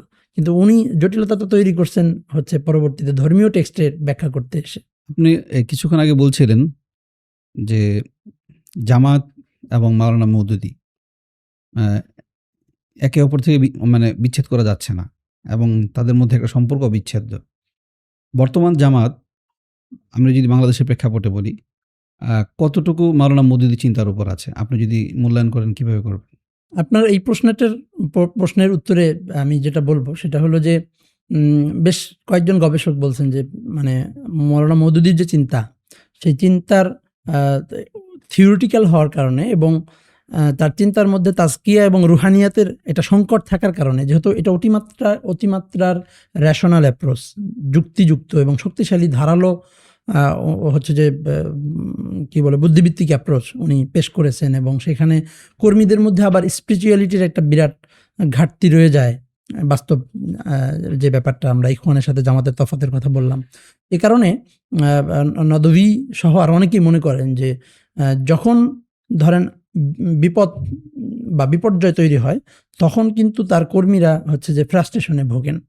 যে আপনি কিন্তু ধরেন দেওবন্দের অ্যাপ্রোচের মধ্যে যারা আছেন, ট্র্যাডিশনাল আমাদের কমিউনিটির মধ্যে যারা বিলং করেন, তাদের মধ্যে ফ্রাস্ট্রেশনের কোনো ইস্যু নাই, কারণ তাদের তো আসলে কোনো লক্ষ্যমাত্রা নাই যে এটাকে আমার অ্যাচিভ করতে হবে। আমি ব্যক্তি জীবনে দিনদার, নামাজ পড়ি, তারপরে হচ্ছে রোজা রাখি, জাকাত দেই, আমি আমার ইবাদত এবং মুআমালাতের জায়গাগুলো ঠিক রাখতেছি, হালাল হারাম মেনে চলতেছি, আমার এরপরে আর কোনো ইস্যুস নাই, আমি আল্লাহর কাছে আসলে আদর্শিক কোনো লক্ষ্যমাত্রা নাই। তো সেই জায়গায় যেহেতু তাদের একটা আদর্শিক লক্ষ্যমাত্রা আছে এবং সেটা যখন যুগের পর যুগ মানে অ্যাচিভ করতে পারতেছে না, অর্জন করতে পারতেছে না, তখন কিন্তু ফ্রাস্ট্রেশন তৈরি হয়। ওই যে ফ্রাস্ট্রেশন, সেটাকে মানে দমন করতে পারে একমাত্র রুহানিয়াত, একমাত্র তার আধ্যাত্মিক উপলব্ধির জায়গাটা, যে আমি আল্লাহর সাথে সৎ আছি, আমি আমার ধর্মের সাথে সৎ আছি, সুতরাং আমি পলিটিক্যাল স্ট্রাকচার বা পাওয়ার আমি অ্যাচিভ করতে পারি না, এতে আমার কোনো যায় আসে না। কিন্তু যখন তার মধ্যে রুহানিয়াতের জটিলতাটা রয়ে গেছে, আবার সে পাওয়ার সেন্ট্রিক, পাওয়ার অ্যাচিভ করতে হবে এবং ওটাও করতে পারতেছে না, ওই ফ্রাস্ট্রেশন থেকে দুইটা অবস্থা তৈরি হয়। একটা হচ্ছে সে হয়তো অতিমাত্রার লিবারেল হয়ে যায়, অথবা সে অতিমাত্রার এক্সট্রিমিস্ট হয়ে যায়। লিবারেল হয়ে গেলে যেটা ঘটে, আন্নাহদা পার্টির মতো ঘটনা ঘটে, এবি পার্টির মতো ঘটনা ঘটে, খোলাখুলি বলতেছি আর কি, যে সেখানে তার মনে হয় যে আমার তো পাওয়ার অ্যাচিভ করতে হবে, সুতরাং এটার জন্য আমাকে আরও লিবারেল হইতে হবে। তো সে তখন আরও লিবারেল হইতে থাকে। এই টেন্ডেন্সিটা আমরা টু সাম এক্সটেন্ট কিন্তু দেখতেছি, পার্টির ভিতরেও দেখতেছি, পার্টির বাইরে যারা বের হয়ে আসতেছে যে মনোভঙ্গি নিয়ে, যে না এভাবে আর হবে না, এভাবে হবে না মানে কি, মানে জামাত ইসলাম যেভাবে চলছে এভাবে আর হবে না, হবে না মানে কি, আমি পাওয়ার পাচ্ছি না, আমাকে পাওয়ার পাইতে হবে, পাওয়ার পাইতে হলে আমাকে একটু লিবারেল হইতে হবে। তো লিবারেল হয়ে ধরেন আমরা যদি সেকুলার লিবারেল বলি এরদোয়ানকে, উনি কিন্তু এভাবেই হচ্ছে যে ক্ষমতা পেয়েছেন। রাশিদ ঘানিশিও কিন্তু তাই করেছেন এবং তাদের অনুকরণ করে কিন্তু মহাদেশেই বিভিন্ন রকমের পলিটিক্যাল পার্টি ফর্ম করতেছে। আর আরেকটা যেটা হয় যে আরও এক্সট্রিম চিন্তার দিকে চলে যায়, যে আমাদের সশস্ত্র লাগবে, আসলে এভাবে পাওয়ার অ্যাচিভ করা সম্ভব না। তো ওই যে পলিটিক্যাল জামাতের যে স্ট্রাকচার, সেইখানে থেকে মওদুদির যেই থিঙ্কিং একদম কুসুম ধরেন যে ফ্লেক্সিবল থেকে, যার থটের জায়গা থেকে সে পশ্চিমের বিরোধী, আবার সে একটা ইসলামিক স্টেটের পরিকল্পনা করতেছে, চিন্তা ভাবনা করতেছে। তো মওদুদির জায়গাটা মানে স্থির থাকতে হলে প্রচুর রুহানি এনার্জি দরকার, আল্লাহর সাথে সম্পর্ক, তাল্লুক মা আল্লাহটা অনেক মানে শক্ত হওয়া দরকার, স্ট্রং হওয়া দরকার, নতুবা ফ্রাস্ট্রেশন চলে আসে। ওই তখনই মূলত মওদুদির চিন্তা থেকে বিচ্যুত হয়েছে কিনা এই কোশ্চেনটা সামনে আসে। মানে দিনকে একটা নিশ জায়গার মধ্যে নিয়ে যাওয়া এবং এটাকেই দিন মনে করা, এর বাহিরে দিনকে আবিষ্কার করতে না পারা, এই যে একটা অক্ষমতা, এই অক্ষমতার কারণে তাদের মধ্যে একটা এই বঞ্চনা থেকে তাদের মধ্যে একটা ডিপ্রেশন বা ধরেন এখান থেকে একটা মনোক্ষুণ্ণতা তৈরি হয়েছে তাদের এবং মধ্যে। এইটার সমালোচনা কিন্তু ওই যে হাল্লাক, যেটা ইম্পসিবল স্টেটের আলাপ আমরা সিয়ান থেকে প্রকাশ হয়েছে, ইম্পসিবল স্টেট, ওইটাতেও কিন্তু হাল্লাকের মূল থিওরি বা থিসিস এখানেই, যে উনি মডার্ন স্টেটের মধ্যে যে শরিয়াকে কল্পনা করতে চাইছি, যেখানে দেখা যাচ্ছে মডার্ন স্টেট ইসলামিক কিনা, ইসলামের ভ্যালুসের সাথে এটা যায় কিনা, সেটা কন্ট্রাডিক্টরি একটা থিওরি কিনা, সেই কোশ্চেন কিন্তু হাল্লাক তুলছেন। এবং হাল্লাকের যে কনক্লুশন, নদভীর কনক্লুশন কিন্তু সেম। আপনি কিছুক্ষণ আগে সিয়ান প্রকাশনী থেকে প্রকাশিত দি ইম্পসিবল স্টেট বইটির কথা বলছিলেন। তো হাল্লাক এখানে যেই থিসিসটি সামনে নিয়ে এসেছেন, তিনি বলতে যেভাবে বুঝিয়েছেন, অনেকে ভুল বুঝে থাকে যে শরিয়ার অসম্ভবতা, যে শরিয়া বর্তমান আধুনিক প্রেক্ষাপটে অসম্ভব, এরকম একটা মনোভাব আমাদের দেশের, বাংলাদেশের বামপন্থী আরও অন্যান্য ডিসিপ্লিনের মানুষের মধ্যে রয়েছে। মূলত এখানে এই হাল্লাকের এই থিসিসটাকে আপনি কিভাবে দেখছেন? এটা কি সংকটটা শরিয়ার নাকি আধুনিক রাষ্ট্রের সংকট? আচ্ছা, জাযাকাল্লাহ। কোশ্চেনটা হচ্ছে যে মানে শরিয়ার সংকট নাকি আধুনিক রাষ্ট্রের সংকট? এখানে আসলে সংকটটা হচ্ছে প্রথমত আধুনিক রাষ্ট্রের, দ্বিতীয়ত হচ্ছে শরিয়াকে যারা আধুনিক রাষ্ট্রে অ্যাপ্লাই করতে চায়, তাদের শরিয়ার আন্ডারস্ট্যান্ডিং এর একটা সংকট। শরিয়ার সংকট না ইটসেলফ, শরিয়া নিয়ে তাদের যে আন্ডারস্ট্যান্ডিং সেটা সংকট। একটু খোলাসা করে বলি যে মডার্ন স্টেট বলতে আমরা যেটা বুঝি, বা হাল্লাক যেভাবে মডার্ন স্টেটকে দেখান, যে এটা কেবলমাত্র একটা প্রশাসনিক কাঠামো না, কেবলমাত্র মানে রাষ্ট্র ফাংশন করার বা রাষ্ট্রকে পরিচালনা করার একটা প্রশাসনিক কাঠামো না, এইটা বরং ইউরোপের এনলাইটেনমেন্টের গর্ভ থেকে তৈরি হওয়া একটা মেটাফিজিক্যাল সত্তা। এটার একটা এর মধ্যে ধরেন যে একটা সভরেনিটির কনসেপ্ট আছে এবং মনোপলি অফ ভায়োলেন্সের একটা ইস্যু আছে, যে সে একমাত্র মডার্ন স্টেট যে কোনো ধরনের ভায়োলেন্স সে করতে পারে, সেই একমাত্র করতে পারে, এর বাইরে আর কারোই সহিংসতা করার অধিকার নাই। এবং সভারেনিটির যে ধারণা সেটাও মডার্ন স্টেটের ধারণা। তো এই ধারণার সাথে বেসিক্যালি শরিয়ার ধারণা অ্যালাইন করে না, শরিয়া এভাবে চিন্তা করে না। ২ নম্বর বিষয় হলো যে শরিয়াকে যেভাবে আমরা এখন এই উত্তর উপনিবেশিক সময়ে এসে আইন আকারে চিন্তা করতেছি, শরিয়া আইন, তো শরিয়াটা আসলে মানে এই টাইপ আইন না। শরিয়াকে মানে ধরেন যে রাষ্ট্রীয় আইন ছিল না শরিয়া এর আগে। শরিয়া ছিল মানুষের জীবন ব্যবস্থা, মানুষের খাবার দাবার, ঘুম ইত্যাদি থেকে নিয়ে শুরু করে মানুষের পুরো জীবনের করণীয় এবং বর্জনীয় বিষয়ের সমষ্টি। শরিয়াকে ওইভাবে একটা ব্রডার কনসেপ্টের জায়গা থেকে চিন্তা করলে আমরা এভাবে করি। কিন্তু শরিয়া আইন যখন আমরা বলতেছি, তখন শরিয়ার যে একটা বিস্তৃত বা বডি আছে, শরীর আছে, সেটাকে একটা ইনস্টিটিউশনাল ফ্রেমওয়ার্ক এবং লিগ্যাল ফ্রেমওয়ার্কের মধ্যে শরিয়াকে আমরা বন্দি করে ফেলতেছি। অনেকটা হচ্ছে একটা বড় জিনিসকে এটা ছোট জিনিসের মধ্যে মানে এঁটে ফেলার মতো, বা জোর করে এটা ছোট জিনিসের মধ্যে ধারণ করার চেষ্টা করার মতো। ফলে যে জটিলতা হয়েছে, হাল্লাক যেটা বলতেছেন যে ফলে হইতেছে যে এই যে রাষ্ট্র, এই ইসলামিক স্টেট, ফলে মডার্ন স্টেটের যে ধারণা সেখানে শরিয়া প্রয়োগ করাটা ইম্পসিবল, কারণ শরিয়ার মেইন কনসেপ্টের সাথে মডার্ন স্টেটের কনসেপ্ট মিলে না। মডার্ন স্টেটটা মানে মনোপলি অফ ভায়োলেন্স, সভরেন্টি এবং তার যে ইনস্টিটিউশনাল লিগ্যাল ফ্রেমওয়ার্ক, এর ভেতরে শরিয়াকে মানে কোনোভাবে কী করা যায় না, অ্যাপ্লাই করা অনেক মানে দুঃসাধ্য ব্যাপার।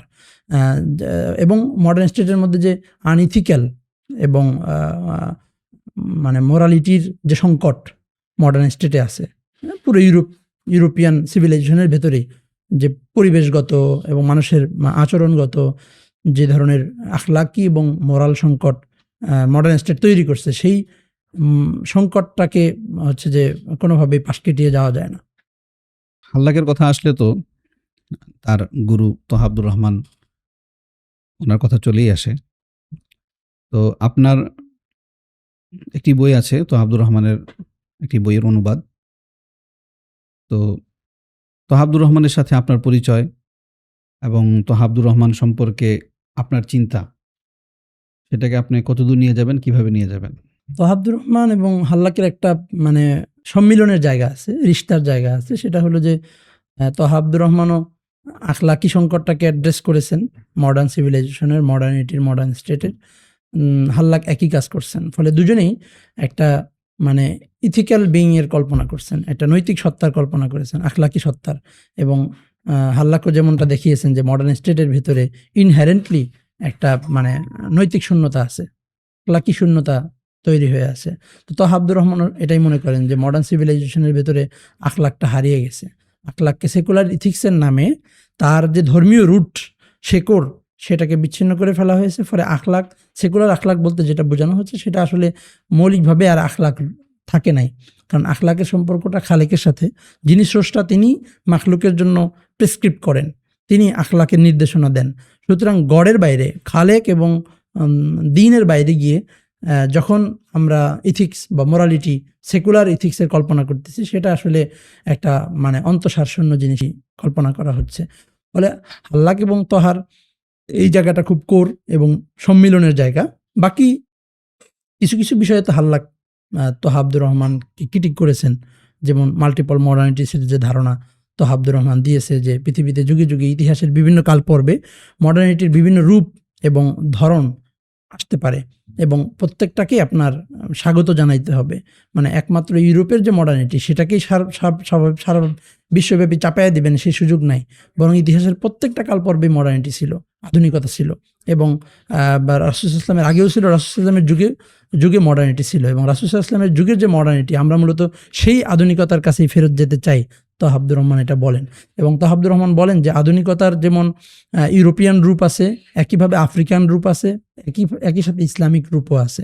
আবার ইসলামিক আধুনিকতার মধ্যে মাল্টিপল রূপ থাকতে পারে। তো তোহা আব্দুর রহমানের এই জায়গাটাতে ক্রিটিক হাল্লাক করেছেন এবং তালাল আসাদও করেছেন, যে মাল্টিপল মডার্নিটিসের ধারণা বা ইসলামী আধুনিকতা সম্ভব, এই ধারণাটাকে ওনারা প্রত্যাখ্যান করেন বা ক্রিটিক করেন। কারণ যেখানে আধুনিকতা ইটসেলফ একটা পশ্চিমা ধারণা, সেটাকে আবার ইসলামিক কনসেপ্ট আপনি কিভাবে বলবেন? আধুনিকতাকে আবার ইসলামাইজেশনের চিন্তা করা হচ্ছে কিনা, এটা একটা কোশ্চিন আকারে ওনারা প্রস্তাব করছেন। বাকি আমার মনে হয় তহা আব্দুর রহমানের জায়গা থেকে এটার উত্তর এমন হইতে পারে যে তহা আব্দুর রহমান তো আসলে পশ্চিমের মডার্নিটিকে চিন্তা করেন নাই। পশ্চিমের মডার্নিটিতে যেমন গণতন্ত্র আছে, সেকুলারিজম আছে, ব্যক্তি স্বাতন্ত্র্যবাদ আছে, হ্যাঁ, এবং রাইটসের অতি বারবারন্ত আছে, যে সব কিছুতে সেই হিউম্যান রাইটস, উইমেন রাইটস, নানান রাইটসের দাবি দাওয়া তুলতেছে। তো মডার্নিটির যেই চেহারাটা এবং যেই ফিচার, যেই চরিত্র আমরা দেখতেছি ইউরোপিয়ান মডার্নিটির মধ্যে, আমার ইসলামিক মডার্নিটি সেম হবে না। বা তহা আব্দুর রহমান যেই মডার্নিটির কথা বলতেছেন সেটার রূপসুরত্ব ইউরোপিয়ান মডার্নিটির মতো না। উনি বরং মডার্নিটির 3টা মেইন মাবাদি বা মূল উসুলের কথা বলতেছেন, মাবদাউর রুশদ, মাবদাউন নক, মাবদাউর শুমুল। এই 3টা জিনিস যদি এই যেই আধুনিকতার মধ্যে থাকবে, সেইটাই মূলত একটা সৃষ্টিশীল আধুনিকতা। ফলে উনি আধুনিকতার কোনো ইউরোপিয়ান বৈশিষ্ট্যই ধারণ করেন নাই, উনি একটা ভিন্ন আধুনিকতার কথা বলছেন, এবং এটা প্রত্যেক যুগ এবং কাল পর্বে আছে, এটা উনি দেখাইছেন। সুতরাং হাল্লাকের সমালোচনার জায়গাটাতে আমার মনে হয় জবাব এটা হতে পারে। এবং এর বাইরেও হাল্লাক তো আসলে কোনো ব্যক্তির জীবনী নিয়ে কাজ করে নাই, সে তো তার বড় বড় প্রজেক্ট, মেজর প্রজেক্ট নিয়ে কাজ করছে, এবং তার প্রত্যেকটা প্রজেক্টের চেইন আছে, একটার সাথে আরেকটার কানেকশন আছে। এর বাইরে গিয়ে উনি যখন রিফর্মিং মডার্নিটি নিয়ে কাজ করছেন, তো আব্দুর রহমানের রুহুল হাদাস বইয়ের অনুবাদ এবং হচ্ছে যে বিশ্লেষণের জায়গায় হাত দিছেন, এর মানে হচ্ছে হাল্লাকের প্রজেক্টের সাথে সামহাও কানেক্টেড তো আব্দুর রহমান, নতুবা উনি ওনার প্রজেক্টের বাইরে গিয়ে কখনো কাজ করছেন বলে আমরা তো হাল্লাকের কাজে দেখি না। এমনিতে এই হাল্লাকের চিন্তাটা আমরা যেটা দেখি, হাল্লাক এবং তহা আব্দুর রহমান ওনারা ফিকহের সাথে নৈতিকতার যে একটা অনিবার্য সম্পর্ক দেখানোর চেষ্টা করেন। ইসলামী ফিক, ইসলামী আইন, ইসলামী শরিয়া সম্পূর্ণ কনসেপ্টটার সাথে নৈতিকতা কীভাবে আষ্টেপৃষ্ঠে জড়িত আছে সেটাকে ওনারা চমৎকারভাবে ব্যাখ্যা করেছেন, চমৎকারভাবে দেখিয়েছেন। তো আব্দুর রহমান বলতে চাচ্ছেন যে আখলাক হচ্ছে আসল আর ফিক হচ্ছে ফরা। ঠিক একই কাজটা একটু ভিন্নভাবে করেছেন, ওয়াইল হাল্লাকও করেছেন। তো এখানে তাদের মধ্যে একটা সুন্দর একটা সম্পর্ক, সুন্দর একটা বিষয় ফুটে উঠছে। এখানে একটা মজার ব্যাপার আছে যে হাল্লাক যেমনটা বলছেন আর কি, যে ফিকহের মধ্যে ইনহেরেন্টলি আখলাক আছে ইসলামী আইনের মধ্যে। তো আপনি দেখেন যে ইসলামী আইনে শুধুমাত্র জেনার শাস্তির কথা কিন্তু বলে নাই, চোরকে চুরি করলে শাস্তি দিয়ে ফেলবে এতটুকুই বলে নাই। মানে শাস্তি কখন আসে? যখন মানুষের বাহ্যিক আচরণকে নিয়ন্ত্রণ করার জন্য। আমি কাউকে মেরে ফেলছি, কারো টাকা নিয়ে নিছি, কাউকে আমি বাহ্যিক আচরণের মধ্য দিয়ে কাউকে ক্ষতিগ্রস্ত করছি, তখন আমাকে সেকুলার আইন, সিভিল বা কমন ল এর আন্ডারে আমাকে, মানে ফৌজদারি আইনের আন্ডারে নিয়ে যাওয়া হচ্ছে। কিন্তু ইসলাম কিন্তু জাস্ট বাহ্যিক আচরণকে নিয়ন্ত্রণ করতেছে না, ইসলাম মানুষের অভ্যন্তরীণ আচরণকেও নিয়ন্ত্রণ করতেছে। এবং ইসলামের যে আইন, সে শুধু বাহ্যিক আচরণকে নিয়ন্ত্রণের কথা বলে না, সে অভ্যন্তরীণ আচরণের কথাও বলে। যেমন ধরেন, ইসলাম শুধু বলে না যে অন্যের মাল চুরি করো না, ইসলামের আইন শুধু এটা না, ইসলামের আইন এটাও যে তুমি হিংসা করো না, কারো সম্পদের প্রতি লোভী হয়েও না, তুমি দুনিয়াদারি হয়ে না, একটু কানাআতের সাথে চলার চেষ্টা করো। এই প্রত্যেকটা জিনিসই কিন্তু ইসলামী আইন, ইসলামিক ফিক। তো ইনহারেন্টলি ইসলামিক ফিক আখলাকি। তারপর আরও মানে জেনার ব্যাপারেও দেখেন যে শুধু জেনা করে ফেলছে আর তাকে আমি পাথর মেরে ফেলছি, ঘটনাটা কিন্তু তা না। এর আগে কয়েক লেয়ারের নৈতিকতার কোশ্চেন আছে, যে আপনি চোখকে নামিয়ে চলবেন, অন্য মানে নারীর দিকে, বেগানা নারীর দিকে তাকাবেন না, স্পর্শ করবেন না, খলওয়াতে যাবেন না, মানে একটা নিঃসঙ্গ পরিবেশের মধ্যে আপনি নারীর সাথে যাইতে পারবেন না, এবং একজন নারীও তার মাহরামকে ছাড়া দূরে গিয়ে সফর করতে পারবে না। তো এবং এখানে অনেকগুলো কোশ্চেন একসাথে দাঁড়িয়ে আছে, নৈতিক কোশ্চেন। তো নৈতিকতার 4-5টা লেয়ার অতিক্রম করে গিয়ে আপনি হচ্ছে মানে একটা আইন বা হুদুদের সম্মুখীন হচ্ছেন। তো ফলে এই জন্য ইসলামিক যে ফিক, সেটা ইনহেরেন্টলি আখলাকি, সবার আগে আখলাক, তারপরে ফিক, এই জায়গা থেকে। এবং ইবাদতের ক্ষেত্রে তাহা দেখাইছেন যে আমরা যখন শুধু নামাজ পড়ি বাহ্যিকভাবে, সেজদা দিচ্ছি, রুকু দিচ্ছি, দাঁড়াচ্ছি, দোয়া করতেছি, সালাম ফিরাচ্ছি, এটা তো একটা বাহ্যিক আচরণ নামাজের। কিন্তু নামাজের ভেতরের আখলাকি রূপটা হচ্ছে ইহসান। যখন জিবরাইল আলাইহিস সালাম জিজ্ঞেস করতেছেন মাল ইহসান, তখন রাসূলুল্লাহ সাল্লাল্লাহু আলাইহি ওয়াসাল্লাম কি বলতেছেন, যে আনতা আবুদাল্লাহ কাআন্নাকা তারাহু ফাইল্লাম তাকুন তারাহু ফাইন্নাহু ইয়ারাক। এটা হচ্ছে আখলাকের জায়গা, ইহসানের জায়গা। ইবাদতের ক্ষেত্রেও একটা আছে আখলাকের জায়গা, একটা আছে ফিকহের জায়গা। এই জন্য উনি বলতেছেন ফিক এবং আখলাক দুইটাকে আলাদা করে দেখতেছেন, এবং ফিকের আগে হচ্ছে আখলাক, আখলাক হচ্ছে আসল আর ফিক হচ্ছে ফরা।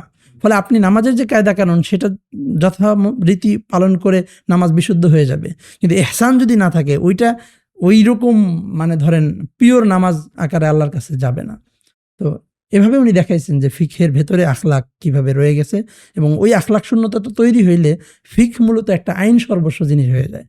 ফিকের মূল রুহানিয়াত স্পিরিট এবং তার যে মানে মোরাল বেসমেন্ট ওইটা আর থাকে না। তো ফলে উনি মাকাসেদে শরিয়ার মধ্যেও বলছেন যে মাকাসেদে শরিয়ায় কিভাবে আখলাক মানে সক্রিয় আছে, ফিকে কিভাবে আখলাক সক্রিয় আছে, এবং আইন, নৈতিকতা, রাষ্ট্র, দর্শন সবকিছুতে আখলাক কিভাবে গুরুত্বপূর্ণ ভূমিকা রাখে। এবং ফালসাফার ক্ষেত্রেও, চিন্তা দর্শনের ক্ষেত্রে উনি বলতেছেন যে আসলুল ফালসাফাতি আত-তাসাউফ বা আত-তাসাউফ হুয়া আসলুল ফালসাফা। আল্লামা ইকবাল বলছেন, হ্যাঁ, মানে দর্শনের মূল হচ্ছে তাসাউফ। এটাও কিন্তু আখলাকি কোশ্চেন, যে আপনি শুধুমাত্র চিন্তার জন্য চিন্তা করলেন, এটা একটা জিনিস। আরেকটা হচ্ছে যে আপনি আপনার নৈতিক সত্তাকে জাগ্রত রেখে চিন্তা করলেন, দুটো কিন্তু ভিন্ন জিনিস। আমরা এবার একটু পিছনে ফিরে যাব। সংক্ষেপে আপনার কাছ থেকে আমরা শুনতে চাব আধুনিক সময়ে তাগলিবে দিন বা একামতে দিনের যে সমস্ত চিন্তাভাবনাগুলো প্রচলিত আছে সেগুলোর মধ্যে নদভী, মাওলানা মওদুদী, সৈয়দ কুতুব শহীদ তিনজনই সমানভাবে প্রাসঙ্গিক। তাগলিবে দিনের কাজ যারা করছেন, দেওবন্দি মাকতাবে ফিকিরের মধ্যে নদভীর চিন্তাভাবনার অনেক প্রভাব আছে, এবং তিনি বলা যায় পুরোটাই সেখান থেকে উঠে এসেছেন, যদিও নদওয়াতে পড়াশোনা করেছেন, এবং নদওয়ার বিশাল একটা অংশ দেওবন্দি চিন্তাভাবনার সাথে সম্পর্কযুক্ত। মাওলানা মওদুদীর সাথে আছেন এদিকে ইখওয়ান আছে, তারপরে জেনারেল শিক্ষিত অনেক লোকেরা আছেন। তো তাগলিবে দিনের কাজকে এই তিনজন ব্যক্তির বাহিরে এবং এই তিনজন ব্যক্তির ঘরানার বাহিরে আর কোন তৎপরতা হিসেবে দেখা যায় না। তো এখন এই তিনজন ব্যক্তির কাজকে আপনি, তারা যেই আঙ্গিকে ইসলাম কায়েম করার কথাবার্তা বলছেন বা তারা বলে গেছেন, তো তাদের এই কাজগুলোকে আপনি সামগ্রিকভাবে মূল্যায়ন করলে তাদের যে চিন্তাভাবনা, যেভাবে সমাজকে তারা প্রভাবিত করেছেন, বিশাল একটি জামাত তৈরি করে গেছেন, বিশেষ করে মাওলানা মওদুদী এবং সৈয়দ কুতুব রাহিমাহুল্লাহ, ইয়াং জেনারেশন যারা আছেন তাদের মধ্যে বিশাল প্রভাব দেখা যায় তাদের দুইজনের বিশেষ করে। আপনি এটা কিভাবে দেখবেন?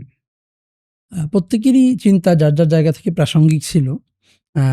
মাওলানা নদভী উনি যেভাবে একটা ট্র্যাডিশনাল ওলামা ঘরানার ছিলেন, ট্র্যাডিশনাল ওলামাদের সাথে তার সম্পর্ক ছিল, এবং ওনার বাবা সহ ওনার পারিবারিক যেই ব্যাকগ্রাউন্ড সেটা কিন্তু খুবই ট্র্যাডিশনাল। মাওলানা মওদুদী উনিও হচ্ছে যেই পরিবেশ এবং উত্তর ঔপনিবেশিক পরিস্থিতির মধ্য দিয়ে ওনার চিন্তা গড়ে উঠছে, সেটাও ওনার চিন্তা তৎপরতার জন্য উপযোগী। একই সাথে সৈয়দ কুতুব রাহিমাহুল্লাহ উনি মিশরের যেই ক্রান্তিকালের মধ্য দিয়ে ওনার বেড়ে ওঠা এবং ওনার মানসিক অবস্থা এবং চিন্তাভাবনা, সেটাও ওনাকে ওই ধরনের তার তৎপরতার দিকে তাকে বাধ্য করেছে। আমি একটু খুলে বলি যে আপনি মাওলানা মওদুদী এবং সৈয়দ কুতুবের যতটুকু পার্থক্য খেয়াল করেন কার্যক্রম অ্যাক্টিভিটিজের দিক থেকে, সেক্ষেত্রে মাওলানা মওদুদী ভারত মহাদেশে জন্মগ্রহণ করেছেন, এবং এখানে ওনার যে সময়টা ছিল সেখানে নিপীড়নের পরিমাণটা ওই রকম ব্যাপক ছিল না যতটা ব্যাপক ছিল সৈয়দ কুতুবের কি বলে হচ্ছে জামাল আব্দুল নাসেরের যেই কাল উনি অতিক্রম করেছেন, দেখেছেন। তো সেই জায়গা থেকে উনি জাহিলিয়াতের সর্বোচ্চ সীমা উনি দেখে ফেলেছিলেন। কিন্তু মাওলানা মওদুদী এখানে একটা সিস্টেমেটিক পরিবর্তন দেখেছেন উপনিবেশের পরে, যেটা ধরেন ব্রিটিশদের যেই স্ট্রাকচার, এডুকেশন, পলিটিক্স ইত্যাদির মধ্যে আমরা একটা ব্রিটিশ স্ট্রাকচার আমরা খেয়াল করেছি, সেই স্ট্রাকচারের মধ্যে মাওলানা মওদুদী থেকেছেন। এবং পরবর্তীতে যখন পার্টিশন হইল তখন মুসলমানরা পাকিস্তান এবং ভারত ভাগ হয়ে গেল, তো পাকিস্তানে উনি একটা সুষ্ঠু এবং শান্ত পরিবেশ পেয়েছেন ইসলামিক রিভাইভালিজমের চিন্তা করতে গিয়ে। তো আপনি তাগলিবে দিন বলেছেন, যেটা ইংরেজিতে হচ্ছে ভ্যালি নাসর উনি যে বই লিখছেন যে Maududi the making of Islamic revivalism. তো ইসলামিক রিভাইভালিজমের কাজ তিনজনেই করেছেন, যে পুনর্জাগরণবাদী চিন্তা। নদভীর মধ্যেও দেখি উনি মাজা খাসিরাল আলাম বিন হিতাতুল মুসলিমিন, এই পুরো বইটাতেই তো পুনর্জাগরণী চিন্তা উনি ব্যক্ত করেছেন। এবং মাওলানা মওদুদীও তার সকল কার্যক্রমের মধ্যে রিভাইভালিজমের কথা বলছেন। এক্ষেত্রে অনেকে একটু মজা করে বলে যে মাওলানা মওদুদী যদি ইঞ্জিন হন তাহলে নদভী হচ্ছেন যে ব্রেক। তো উনি যেই তরুণদের মধ্যে, শিক্ষিত মানুষের মধ্যে মৌলানা মওদুদী যেই জাগরণ তৈরি করেছিলেন, পুনর্জাগরণবাদী মানসিকতা তৈরি করেছিলেন এবং একটা রিভাইভালিজম তৈরি হয়েছিল পুরো ইন্ডিয়াতে, সেইটার ব্রেক হচ্ছেন যে মৌলানা নদভী। উনি ওনার ট্র্যাডিশনাল অ্যাপ্রোচের জায়গা থেকে সংশোধনী দিয়েছেন যে আপনি এই জায়গাগুলোতে সংশোধনী নেন। এবং আপনি যদি মৌলানা মওদুদীর চিঠির প্রত্যুত্তর খেয়াল করেন, সেখানেও দেখবেন মৌলানা মওদুদী কিন্তু খুবই পোলাইট ছিলেন এই জায়গায়। উনি মৌলানা মওদুদী বলতেছেন, যখন নদভী চিঠি পাঠাইলেন, মৌলানা নদভী যখন চিঠি পাঠাইলেন যে আপনার বইয়ের সমালোচনায় আমি এই রিসালা এবং পত্র বই লিখেছি, তখন মৌলানা মওদুদী বলেছেন যে হ্যাঁ, আপনি খুবই গুরুত্বপূর্ণ কিছু দিক তুলে ধরেছেন এবং আমার আরও অন্যান্য বইয়ে যদি আপনি থিওলজিক্যাল জায়গা থেকে, শরিয়ার জায়গা থেকে কোনো ধরনের সমালোচনার দিক দেখেন, আপনি অবশ্যই লিখবেন, সেটা নিয়ে স্বাগত জানাইছেন। এবং পরিশেষে আবার এটাও বলছেন যে হ্যাঁ, সবাই সমালোচনা করবে, সব সমালোচনা মেনে নিতে হবে সেটা জরুরিও না। একইভাবে ওয়াহিদুদ্দিন খানের ব্যাপারে আমরা দেখছি, উনি যখন তাবির কি গলতি লিখছেন মৌলানা মওদুদী সাহেবের জন্য, তো চিঠিপত্রে জানিয়েছেন যে আমি তাবির কি গলতি লিখেছি, আপনার এই তাবিরের জায়গায় আমি খামতি দেখেছি। তো মৌলানা মওদুদী তখন কিন্তু বলেছেন যে তুমি আরেকবার আমার রিসালাগুলো পড়ে দেখো, হয়তো তুমি ভুল বুঝেছ। বা আসল ব্যাপার হলো যে মৌলানা মওদুদী সমালোচনায় যারা যারা লিখেছেন প্রত্যেকের জবাব দেওয়ার মতো এনাফ সময় মৌলানা মওদুদীর আসলে ছিল না, উনি সাংগঠনিকভাবে অনেক ব্যস্ত হয়ে গিয়েছিলেন। আরেকটা দিক মৌলানা মওদুদী নিজেই বলেছেন যে আমরাই যদি এত পাল্টা কাদা ছুরাছুরি করতে থাকি তো সাধারণ মানুষ এটাকে কিভাবে নেবে। ফলে এই জায়গা থেকে মওদুদীর গুড কি বলে ইন্টেনশনের একটা ব্যাপার অবশ্যই লক্ষণীয়। আবার সাইয়েদ কুতুবের যে ব্যাপারটা আমরা বললাম, যে সাইয়েদ কুতুব কিন্তু মওদুদীর চেয়ে অনেক বেশি অগ্নিগর্ভ সময় কাল অতিক্রম করেছেন। মওদুদী পার্টিশন দেখেছেন, পাকিস্তানের মতো একটা সম্ভাবনাময় রাষ্ট্র দেখেছেন, যদিও উনি পরবর্তীতে দেখেছেন যে জিন্নারা যে রাষ্ট্র কায়েম করছে সেখানে তো শরিয়া আসলে ওইভাবে অ্যাকসেপ্টেড না, শরিয়া আইন কেন্দ্রিক তাদের কোনো চিন্তা নাই, শরিয়াকে এস্টাবলিশ করার কোনো ভাবনা নাই, বরং একটা সেকুলার লিবারেল রাষ্ট্রই তারা তৈরি করতে চায়। তখন কিন্তু মওদুদী আবার সেখান থেকে মুসলিম রাষ্ট্র হিসেবে পাকিস্তানকে যেভাবে কল্পনা করেছিলেন সেখান থেকে সরে আসছেন। তারপরও একটা স্থিতিশীল পরিবেশ উনি পেয়েছিলেন, যেটা সাইয়েদ কুতুব পান নাই। ফলে সাইয়েদ কুতুব রাহিমাহুল্লাহ জাহেলিয়াতকে খুব গভীরভাবে অনুভব করেছিলেন, ফলে ওনার প্রেসক্রিপশনও ওই রকম ছিল। আর নদভীর ক্ষেত্রে আমরা যেটা খেয়াল করি, উনি একটা ট্র্যাডিশনাল ফ্যামিলি থেকে বিলং করেন, ট্র্যাডিশনাল স্কুল অফ থটের মধ্যে বসবাস করছেন। নদওয়া এবং দেওবন্দের কানেকশন, তাবলিগ ইত্যাদিকে মিলিয়ে উনি যে কাজটা করছেন, একটা সুন্দর এতেদাল এবং সুন্দর সমন্বয়ের দিকে এগোতে পেরেছেন এবং ওনার কারেকশনগুলো খুবই দুর্দান্ত হয়েছে। উনি অন্যান্য ট্র্যাডিশনাল উলামাদের মতো মডার্নিটিকে ভুলে যান নাই। মডার্ন সিভিলাইজেশনের যত নেগেটিভ ইম্প্যাক্ট আছে সেগুলো কিন্তু মৌলানা নদভী ভুলেন নাই। নদভী বরং বলেছেন যে রিদ্দাতুন ওয়ালা আবা বকরিন লাহা, এমন রিদ্দাত ধর্মত্যাগ আসতেছে মুসলিম সমাজে যেটার জন্য আমার আবু বকর নেই, যেটার প্রতিরোধকারী নেই। তো উনি একই সাথে মডার্ন সিভিলাইজেশনের ব্যাপারে খুবই কনসার্ন, আবার উনি ট্র্যাডিশনাল অ্যাপ্রোচ থেকেও গাফেল না। ওকে, এই জিনিসটা আমার মনে হয় যে নদভী উভয় রিভাইভালিজম এবং ট্র্যাডিশনাল অ্যাপ্রোচের মাঝখানে একটা সুন্দর সমন্বয় করতে পেরেছিলেন। তো সবার কাজই খুবই গুরুত্বপূর্ণ। নদভী সমালোচনা করলেও নদভী মৌলানা মওদুদীর কাজের ইথিক্যাল পজিটিভ দিকগুলো নিয়ে উনি বলেছেন এবং তরুণদেরকে উনি মৌলানা মওদুদীর লেখাপত্র পড়তে বলেছেন। কারণ যেভাবে উপনিবেশের জোয়ারে মুসলমান যুবকরা ভেসে যাচ্ছিল, সেখান থেকে তুলে আনার শক্তি মওদুদী ছাড়া ওই সময় অন্য কোনো লেখকের ছিল না। এটাই বাস্তবতা। জাযাকাল্লাহ। আপনাকে ধন্যবাদ খালিদ মাহমুদ সাইফুল্লাহ ভাই, আমাদের সাথে থাকার জন্য অনেক সুন্দর আলোচনা করেছেন। ধন্যবাদ আপনাকে এবং সিয়ানকে। সিয়ান এত সুন্দর একটি পডকাস্টের মধ্যে দিয়ে আলোচনার সুযোগ করে দিয়েছে। সিয়ানের জন্য দোয়া করব, সিয়ান আরও বুদ্ধিভিত্তিক এলমি কাজ আমাদের বাংলা ভাষাভাষী মুসলিমদেরকে উপহার দিক। আমরা সিয়ান এর মাধ্যমে ভরপুর উপকৃত হইতে চাই। আল্লাহ তাআলা সে তৌফিক দান করুন। জাযাকাল্লাহ। জাযাকাল্লাহু খায়রান।